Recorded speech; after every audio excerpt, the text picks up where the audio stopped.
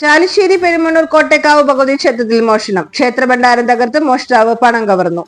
ചാലിശ്ശേരി പെരുമണ്ണൂർ കോട്ടേക്കാവ് ഭഗവതി ക്ഷേത്രത്തിൽ കള്ളം കയറി. ഞായറാഴ്ച പുലർച്ചെ 2 മണിയോടെയായിരുന്നു മോഷണം. ക്ഷേത്രത്തിന്റെ പുറകുവശത്തുകൂടി ഉള്ളിൽ കയറിയ മോഷ്ടാവ് ക്ഷേത്രത്തിനകത്തെ ഭണ്ഡാരം തകർത്ത് പണം കവർന്നു. ക്ഷേത്രം ഓഫീസ് വാതിലിന്റെ പൂട്ട് തകർത്ത് അകത്ത് കിടന്ന മോഷ്ടാവ് അലമാരയും തകർത്തു.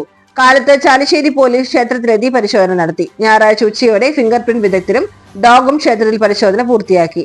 സംഭവത്തിൽ ചാലിശ്ശേരി പോലീസ് അന്വേഷണം ഊർജിതമാക്കിയതായി ചാലിശ്ശേരി SI ഡേവിഡ് അറിയിച്ചു.